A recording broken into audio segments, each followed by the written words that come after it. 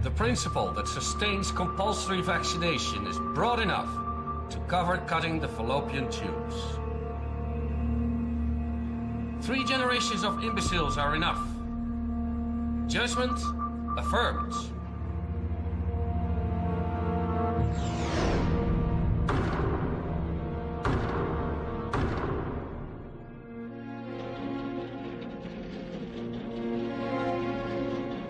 강제 불임 시술에 대한 연방 대법원의 최종 합헌 판결이 있고 6개월 후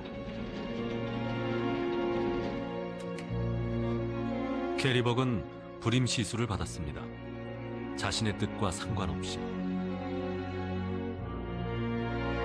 그리고 죽을 때까지 아이를 낳지 못했습니다.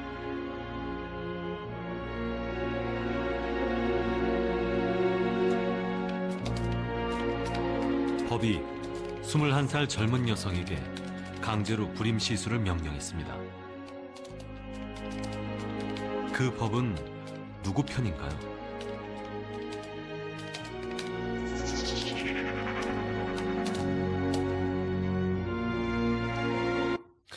네, 우생학적 판결을 해서 캐리버기한테 이제 그 임신 중재 법으로 명령을 한 유명한 판결입니다. 캐리벅 사건인데요. 이 부모의 엄마도 이제 이혼녀였고 버림당해 갔고요. 또 엄마가 어쩔 수 없이 이제 그 어떤 사람에 의한 성폭력으로 아이를 이렇게 낳았어요. 캐리벅을 낳았죠. 근데 그 엄마가 이제 죽었습니다. 불 좀 켜주시고요. 그래서 캐리벅은 고아여 상태였어요. 그래서 이웃이 자기의 이제 사촌이 키웠는데 뭐 키웠다는 게 아니라 거의 계집 종으로 집에서 집으로 이제 종처럼 캐리벅을 이제 사용했죠. 그런데 그 속에 있는 그 사촌의 또 다른 사촌 동생 남자가 와서 이제 캐리벅을 성폭행을 합니다. 그리고 이제 성폭을 한 게 이게 드러나잖아요. 그러면 사촌 동생이 또 집에 법원에 심판을 받으니까 그 사촌 이모죠. 이모가 이 아이가 전응하기 때문에 이 아이가 유혹했다.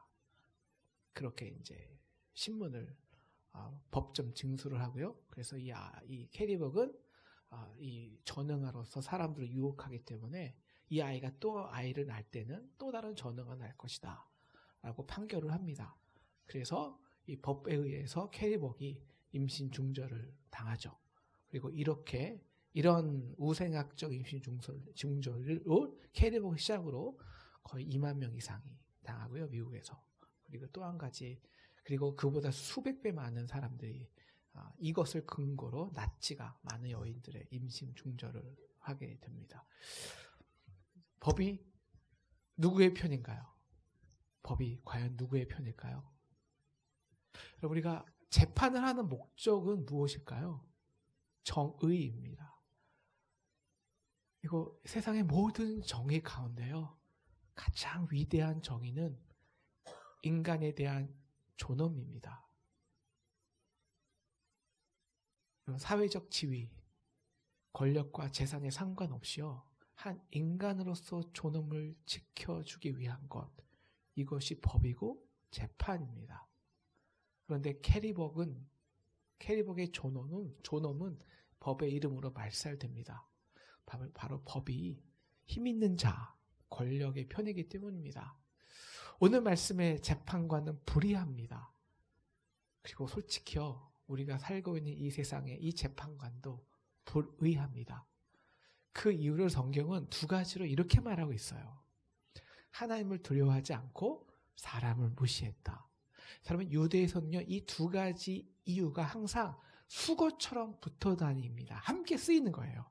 왜냐하면 우리가 하나님을 두려워하지 않으면요, 그 하나님이 창조한 인간에 대한 존엄과 목적을 알지 못하면, 그럼 우리 사람을 평가하고 재판할 때 어떻게 평가하고 판단할까요? 예, 있는 그들의 존엄이 아니라 그 사람이 얼마나 권력을 가졌는지, 그 사람이 얼마나 사회적 위치가 있는지, 그 사람이 얼마나 재산을 가졌는지에 따라 판결될 수뿐이 없습니다. 어떤 사람이 무시될까요? 당연히 힘없고 돈 없고 백 없는 사람이죠. 솔직히 여러분, 이 재판관만 불의합니까? 아니요. 이 세상에 모아는 재판관들 역시 다 불의합니다. 법이라는 거 역시 그렇습니다. 여러분, 법이 정말 만인에게 평등합니까? 아니잖아요. 유전무죄, 무전유죄잖아요. 여러분, 10년 전에 특검을 했는데요. 그때 이명박 대통령은 무죄였습니다. 완전한 무죄예요. 그런데 10년 후 특검도 안 했습니다. 그냥 구속. 근데 그냥 수사했는데 그냥 구속이에요. 그리고 중형은 피할 수 없습니다. 30년 때릴 거예요. 도대체 어떤 법이 맞는 거예요? 법의 잣대는 무엇일까요? 딱 하나입니다. 10년 전과 10년 후 권력의 차이예요. 여러분, 철저하게 법은요, 철저하게 힘의 균형입니다. 네, 입법, 사법, 행정 다 마찬가지입니다. 철저히 권력, 힘의 논리가 적용돼요. 다 마찬가지예요. 사법의 경우도 여러분, 정관예우, 판사, 검사, 그리고 로펌이 그 관계의 친분과 관계와 라인에 따라서 움직입니다. 그들의 이익이 어느 정도 맞고 힘의 균형이 이루어지는 점에서 판결이 다 돼요. 솔직히 아니라고 할 수 있을까요? 여러분, 이렇게 하나님을 두려워하지 않고 사람을 무시하는 재판가들이 가장 범하기 쉬운 불의한 재판이 어떤 사람들의 재판일까요? 캐리복의 재판입니다. 돈 없고 힘없는 사람들. 아무리 그들의 말을 들어주려 하지 않고요, 그들의 원한을 풀어준다 한들 그 많은 어떤 것도 도움이 되지 않아요. 다시 말하면 가장 불의한 재판은 누구의 재판이냐? 그러므로 과부의 재판입니다. 여러분, 그 당시 사회에서, 유대 사회에서 가장 힘없고 돈 없고 백 없는 사람들이 과부였습니다. 여러분, 당시 사회의 모든 권력과 위치와 경제력은 남자에게 있습니다. 여성은요, 사회적으로 참여할 수도 없고요, 경제 활동할 지위 자체도 할 수 없습니다. 그럼 여성은 어떻게 살까요? 남자를 통해서, 아빠를 통해서, 그리고 남편을 통해서 사는 거예요. 그런데 남편이 없어요. 이건 뭐냐면요, 자신을 보호할 수 있는 가장 기본적인 제도가 없다는 거예요. 제도가. 약자죠. 그래서 오늘 예수님이 비유로 이 세팅을 쫙 깔아놓는 거예요. 불의한 재판관 누구예요? 철저하게 권력과 유익으로 움직이는 세상, 법, 재판관. 거기에는 가장 소외된 과부. 여러분, 지금도 그렇지만 정의를 다투는 법을 담당하는 기관이요, 가장 강력한 권력기관입니다. 박근혜 누가 파면시켰습니까? 박근혜 대통령을. 그래서 거의, 지금은 좀 바뀌지만 거의 다 남자가 관장해요. 네. 당시에는요, 여성들은요, 재판장 근처에 갈 수도 없습니다. 왜? It's man's world. 왜? 힘의 땅이기 때문에요. 남자들이 세계예요. 권력의 세계입니다. 그런데 어떻게 여자는요, 과부인데, 그런데 오늘 이 과부는요, 재판정에 함부로 불쑥 나타나는 거예요. 그럼 여러분, 이것이 어떤 의미인지 아세요? 여성도 문제가 있을 거 아니에요. 그럼 여성은 그 문제를 누가 대변해 주는 거냐면 남자가 대변해 주는 거예요. 제도적으로. 남편이, 혹은 삼촌이, 혹은 아들이. 그럼 이게 무슨 말입니까? 이 여인은 자신을 대변해 줄 어떤 남편, 아버지, 삼촌, 아들조차 없었다는 거예요. 먼 친척이 있을 수 있겠죠. 그런데 나서지 않아요. 왜일까요? 나에게 도움이 안 되거든요. 아니, 유익이 아닌 손해를 끼칠 수 있거든요. 그래서 그런 사람일수록 무엇의 대상이 되기 쉬울까요? 무엇의 먹잇감이 되기 쉬울까요? 무엇에? 불의죠. 폭력이죠. 착취죠. 범죄죠. 왜냐하면 그를 대변해 줄 사람이 있기 때문입니다. 여러분, 그래서 지금도 이 세상에 폭력, 성범죄의 가장 쉬운 먹잇감의 대상이 누군지 아십니까? 누굴까요? 첫째가 고아입니다. 캐리버. 둘째, 집 나온 아이들. 셋째, 이주해온 여성들. 넷째, 정신지체아들. 다섯째, 노숙자들입니다. 뭐입니까? 약자인데다가 보호가 없어요. 자신 편에서 서서 대변해줄 아무 사람이 없다는 거예요. 올해예요. 2월 15일자 신문입니다.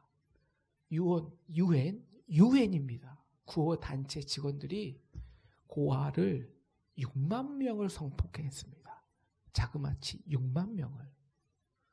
사람들이 이렇게 아니 어떻게 6만 명이 될 때까지 어떻게 방치할 수 있냐고. 여러분, 단순합니다. 딱 하나예요. 그들을 위해 대변해줄 사람, 나서준 사람이 그동안 한 명도 없었다는 거예요.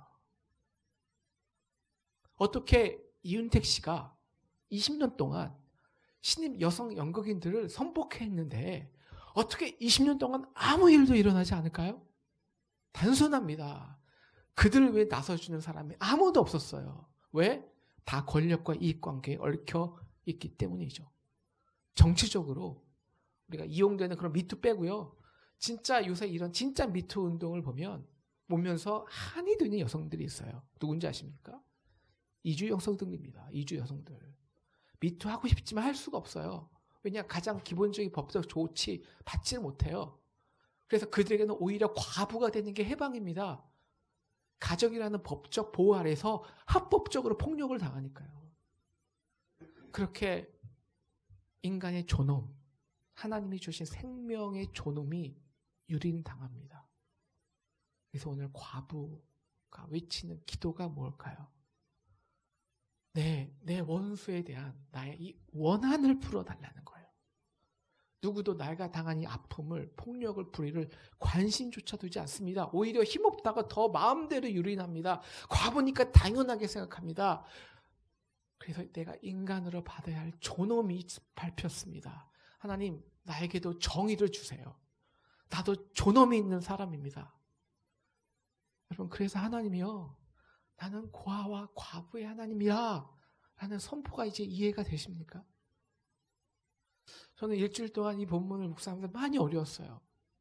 몇 가지 이유가 있는데요. 많은 사람들이, 저도 맨 처음에 그랬지만, 이 본문을 그냥 끈질기게 기도하면, 쉬지 않고 기도하면, 간청하면 하나님께서 들어주신다는 잘못된 결론으로 해석합니다. 우리 자녀에게, 우리 자녀 시험 붙게 해주세요. 이번 사업 성공하게 해주세요. 물론 이것도 중요한 기도일 수 있습니다. 하지만 이것 때문에 끈질기게 기도하라는 것이 아닙니다. 아니에요. 정말 끈질기게 기도할 수밖에 없는 것이 있다는 거예요.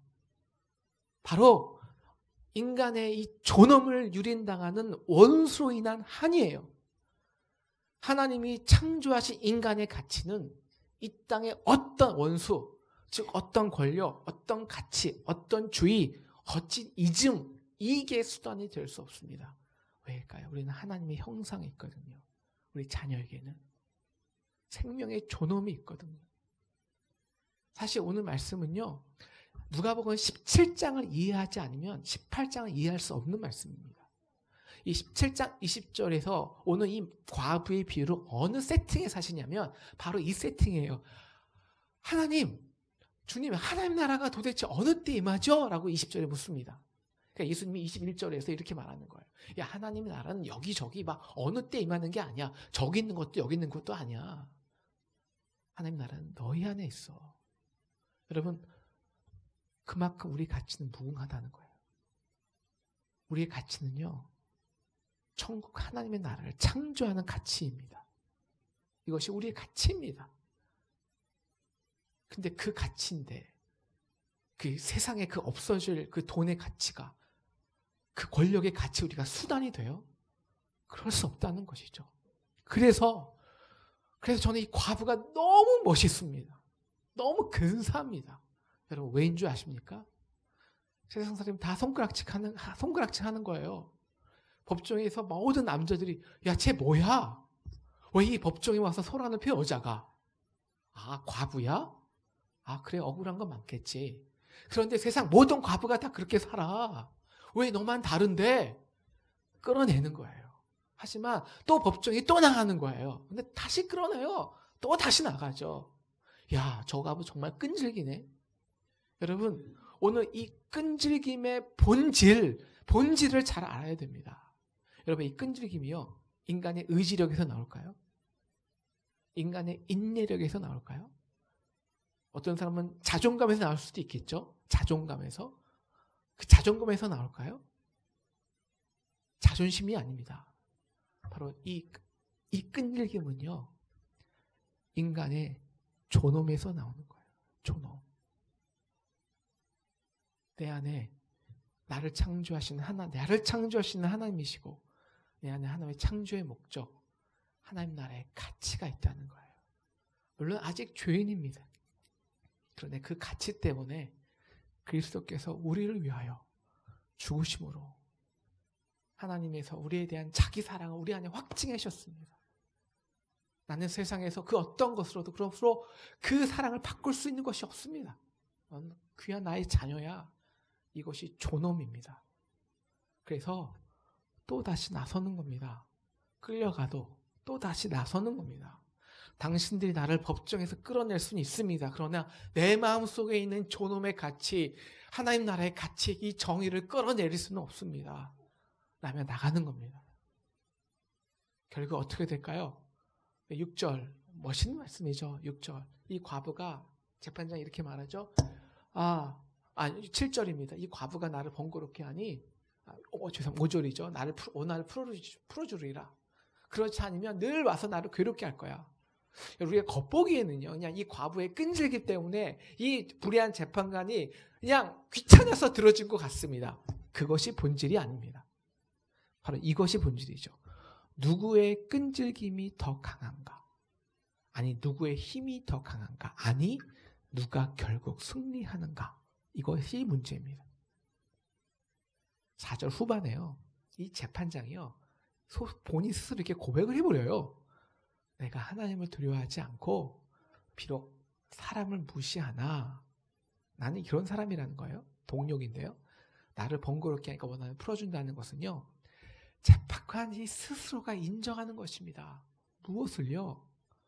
다시 말하면 불의를 행하는 힘, 즉 이 인간 세상에서 그저 보이는 세상의 유익과 권력과 이 돈을 위해 움직이는, 그래서 불의를 행하는 그 동력은, 그 힘은, 그 불의한 그 힘은 결코 하나님이 주시는 생명의 가치, 그 존엄, 하나님의 정의로 세우려는 힘을 이길 수 없다라는 거예요.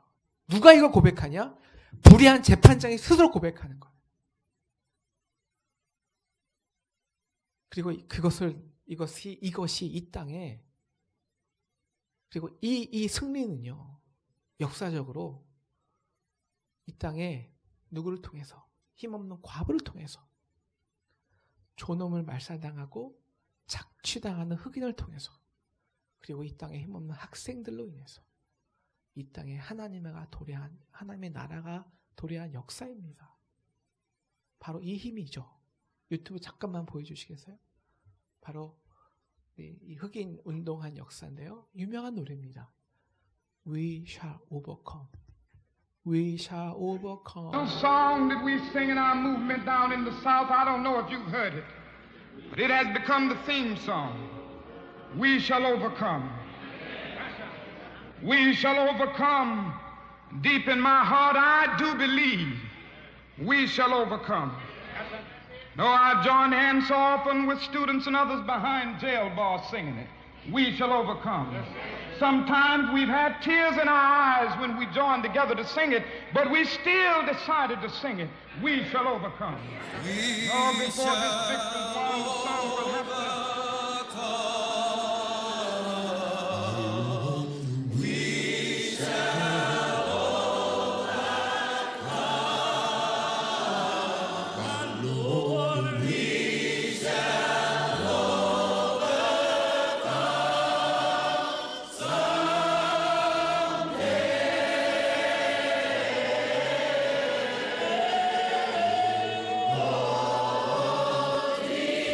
Deep in my heart,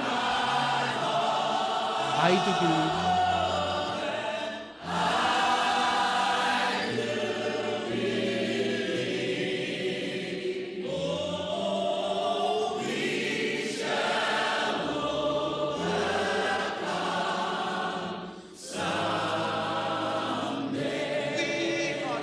여기까지만 보여주시고요.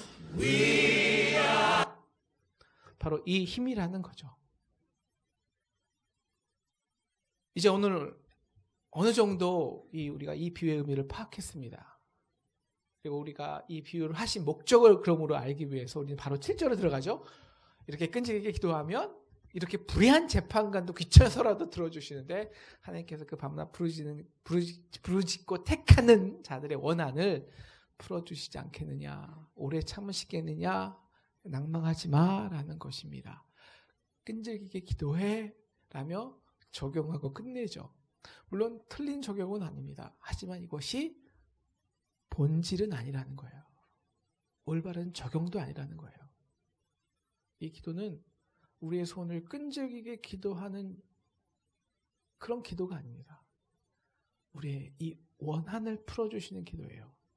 이 원수에게 뺏긴 우리의 존엄, 이 세상의 거짓 가치의 수단이 되어버린 우리의 그 한을 풀어주시는 기도입니다. 승리하게 하는 기도입니다. Deep in my heart, we do believe we will overcome. 그래서 제가 많이 힘들었어요. 내가 왜 이 비유가 이렇게 힘들지? 묵상이 안 되지? 본질이 무엇이 아니에요. 제가 그 이유를 다 깨달았어요. 우리에게 기도를 주신 하나님 너무 좋은데요. 그렇다고 제가 과부가 되긴 싫은 거예요. 솔직히 말해서. 정말.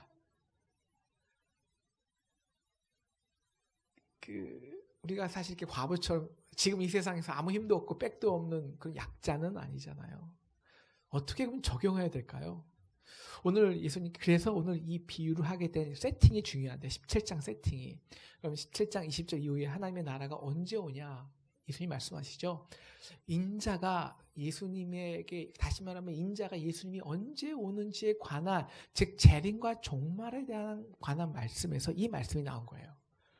그러면 이 말씀의 누가복음의 독자, 이 대상이 누굴까요? 예, 예수님의 재림을 간절히 기다리는 1세기 사람들입니다.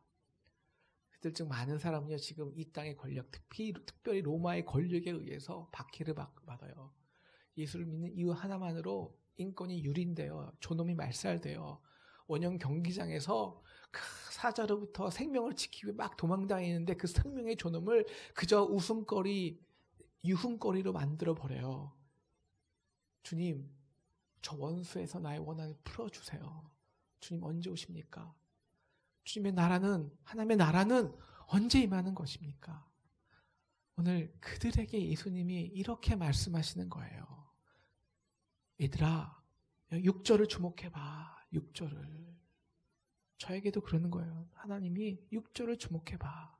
우리 다시 한번 다 같이 읽어볼까요? 시작. 주께서 또 이르시에 불의한 재판장이 말한 것을 들으라.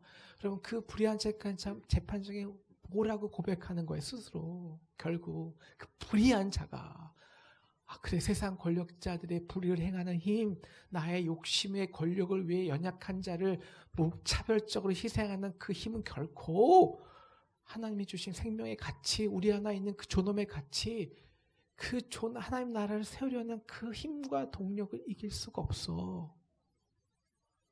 그들 스스로 인정하는 거야. 재판장이 말한 것을 들어봐. 이것이 위로죠. 물론 사실 우리도 불의합니다. 그러나 우리 안에는 십자가의 생명이 있습니다. 나의 죄와 불의를 위해 흘린 그 죄와 죽음의 대가를 충분히 치르고도 남을 엄청난 공의 값이 우리 안에 이미 지불되었습니다. 이게 바로 우리의 존엄이죠. 하나님 아들의 생명의 값. 물론 하나님의 나라는 아직 완전히 임하지 않았습니다. 인자는 아직 오지 않았습니다. 그래서 우리는 아직까지 불의한 세상에서 살아요. 그래서 참 세상의 권력과 힘과 권세에 정말 끔찍하게 지긋지긋하게 끌려다닙니다. 네? 이 땅의 그 질병에, 가난에, 사람들의 평가에, 그 이 땅의 기준에 어쩔 수 없어요. 끌려다녀요. 끌려다녀요. 그리고 어떨 때는 정말 누가 하나 우리를 대변해 줄 사람이 없는 것 같아요. 그런데 예수님이 말씀하시는 것입니다. 불의한 재판장이 말한 것을 들어봐. 그들은 이길 수 없어. 로마서 8장 35절. 누가 너희를 이 그리스도의 사랑에서 끊으리요? 환난이냐 공고나 박해나 적신이냐 칼이냐 위협이냐? 그러니까 우리가 말하는 거죠. 우리가 말하지 않았습니까? 36절. 우리가 기록된 바 우리가 종일 주를 위하여 죽임을 당하게 되며 도살당한 어린 양과 같이 여김을 받았습니다. 하지만 그럼에도 과부처럼 그 사랑 때문에, 그 십자가 안에 우리의 그 생명 때문에, 우리 37절 같이 읽어보겠습니다. 시작. 그러나 이 모든 일에 우리를 사랑하시는 이로 말미암아 우리가 넉넉히 이기느니라. We shall overcome. 그래서 적용이 무엇일까요? 과부처럼 도전해. 싸워. 계속 세상에게 외쳐. 비록 우리가 이 세상의 권세와 힘과 돈에 지금은 끌려다니지만, 그런데 그 어떤 것도 예수 안에 사랑해서 너희를 끊어낼 것이 없어. 너희는 지배당할 수는 없어. 그 세상의 가치, 황금, 권력, 우상의 질서를 유지하는데 우리가 수단이 될 수는 없어. 끊임없이 외쳐. 너희 안엔 존엄이 있어. We will overcome. 그런데 예수님이 또 다른 독자에게 이렇게 적용하시라고 던지시네요. 그래서 우리 8절 한번 읽어볼까요? 8절. 마지막 8절입니다. 그러나부터 읽겠습니다. 시작. 그러나 인자가 올 때 세상에서 믿음을 보겠느냐. 예, 예수님 이제 오세요. 인자가 오세요. 이게 누구한테 한 말일까요? 이제 그 누가복음을 읽는 저와 여러분입니다. 이건 우리한테 하신 말씀이에요. 그러니까 내가 그 원한을 풀어주러 이 땅에 재림주로 올 때, 하나님 나라가 정말 임할 때 세상에서 이런 믿음을 보겠느냐? 이 과부처럼 나의 가치는 이 세상에 속하지 않아. 비록은 끌려다니지만, 심지어 내팽겨 당하지만, 이 세상의 권력의 힘 때문에, 그리고 어떨 때는 나의 연약함 때문에, 또 죄악 때문에 낭망하고 싶고 포기하고 싶지만 끊임없이 과부처럼 외치고 싸우고 절규하고 투쟁하는 자가 있느냐? 그 안에 있는 생명의 가치, 하나님 나라 십자가의 능력 때문에 너희 안에는 하나님의 나라가 있어. 그 하나님의 나라를 진짜 사모하는 자가 있느냐는 것이죠. 왜 이 마지막 때일수록 우리는 이 과부의 믿음을 잘 볼 수가 없을까요? 그래서 오늘 17장에서요, 예수님이요, 인자가 올 때 마지막 때에 어떤 일이 일어나는지 자세히 보여주십니다. 여러분, 진짜 마지막 때 일어나는 일이 두 가지 일어나는데요. 29절, 이제 17장이에요. 17장 29절. 불과 유황이 비오듯이 하는 심판이 있습니다. 하지만 이게 마지막 때가 아니라 그 마지막 때 오는 그 전에 마지막 때가 있어요. 반드시 이 전에 오는 것이 있습니다. 우리 27절, 우리 17장 27절 제가 읽을게요. 노아가 방주에 들어가던 날까지 사람들이 먹고 마시고 장가들고 시집 가더니 홍수가 다 멸망하고 그 후에야 비로소 불과 유황이 우리가 생각하는 마지막 심판이 와요. 여러분, 이것을 왜 이게 문제일까요? 도대체 왜 먹고 마시고 장가들고 시집 가는 게 왜 문제일까요? 그럼 이것을 창세기 6장 4절에서는요, 이렇게 2절 4절에서 6장에서 이렇게 해석하는데요. 하나님의 아들들이 사람의 딸들을 보고 그 아름다움을 보고요, 자기가 좋아하는 모든 여자들 안으로 시집간 거예요. 장가간 거예요. 그리고 4절에는 다시 하나님의 아들들이 사람의 딸들에게 들어가서 결혼하고 자식을 낳은 거예요. 이게 시집가고 장가들고 먹고 마시는 게 왜 나쁘냐면요, 이게 무슨 뜻이냐면요, 하나님의 형상을 있어 거룩한 하나님의 나라, 하나님의 자녀들, 하나님의 나라를 창조해내는 그 목적과 가치가 있는 존엄한 자들이 그 가치를 잃어버리고 그저 보이는 대로, 세상에 보이는 질서대로, 보이는 아름다움대로 결혼하고 욕망 채우고 먹고 마시고 이것이 삶의 목적이 돼 버린 거예요. 하나님 나라의 존엄을 스스로 잃어버린 거예요. 이것이 진짜 마지막 때의 징조입니다. 하나님의 형상, 하나님의 나라를 창조하는 그 존엄한 인간이 철저히 세상의 가치에 스스로 만족하고 오히려 그 수단이 되어서 사는 거예요. 그래서 오히려 하나님의 사람들이 이 세상의 질서에 자발적으로 순종합니다.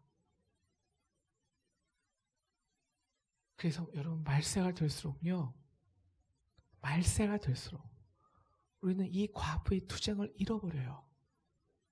우리가 어떤 존재인지 까먹어요. 우리 안에 어떤 십자가의 능력과 생명이 있는지, 우리 자녀에게 어떤 하나님 나라의 존엄이 있는지, 불의를 이기고 십자가의 공의를 세울 능력이 있는지 까먹어요. 오늘 우리에게 말씀하시는 거예요. 낭망하지 마. You shall overcome. 너는 승리할 수밖에 없어. 이미 그리스도가 너의 죄와 그 연약함과 죽음과 질고를 십자가에서 이겼어. 그 십자가에서 이미 공의를 세웠어. 이미 승리했어. 너희가 과부처럼 낭망하지 말고 실패와 가난과 질병 중에 끌려다니지 말고 하나님 그 공의 앞에, 하나님 앞에, 이미 승리하신 하나님 앞에 부르짖으면, 투쟁하면 You shall overcome. 승리할 수밖에 없다는 것이에요. 여러분 오늘 말씀에서, 오늘 말씀이 말하는 말세가 무엇인지 우리가 알았으면 좋겠습니다.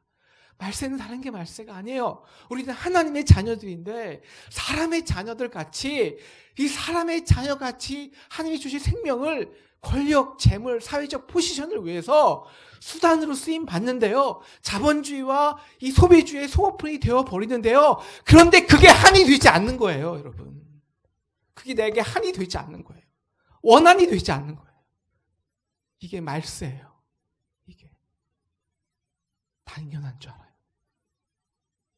그래서 우리도 모르게, 저도 그러고 여러분들도 돈에 끌려다니고요. 스스로 몇 평인지 거기에 평가당하고요. 어쩔 수 없지만 이 세상의 질병에 막 끌려다니고요. 연약함으로 죄를 지어 괜찮아요, 죄 짓는 거. 근데 너 끝났어. 진짜 끝난 줄 알아요. 아니요. 끝나지 않았잖아요. We shall overcome. 우리 능력이 아니라 십자가의 능력으로. 주님께서 우리를 다 당하셨잖아요. 승리해 놓으셨잖아요. 오늘 말씀은 이거예요. 내가 다 승리해 놓았으니까 과부처럼 투쟁해. 한을 가져. 우리 이 땅에 우리 자녀들, 그 정말 생명력 있는 자녀들, 그 자녀들의 얼굴이 정말 끌려다니잖아요. 잿빛이에요. 가슴을 쳐. 그 자녀들은 그런 자녀, 너희 자녀들은 그런 자녀가 아니야. 너희들은 그런 자녀가 아니야. 다 너희 거부해. 그리고 넉넉히 이기려는 그 존엄을 지켜. 그리고 하나님 나라를 세워. 여러분, 우리는 그래서 이 자리에 모였습니다. 하나님 나라를 세우기 위해서. 세상 질서에 끌려다니지 않고. 작지만, 과부지만 하나님 이 속에 십자가 능력을 주시고 우리 자녀에게 십자가 능력을 회복하시고 이 땅의 질서에서 때론 실패하고 넘어지지만 하나님 끌려다니지 않고 그들이 세상을 이기게 해주세요. 하나님 나라 세우게 해주세요. 이 교회가 작지만 하나님 나라를 세우는 능력이 이미 우리 안에 있습니다. 우리 안에, 저 안에, 여러분 안에 이미 하나님의 나라를 세우는 능력이 있어요. 우리가 그 하늘 가지고 투쟁하고 싸우고 주님 오실 때까지, 그래서 이 땅에 하나님 나라 세우는 그런 존엄한 자 될 수 있는 저와 여러분 되시기를 가장 주의 이름으로 축원합니다.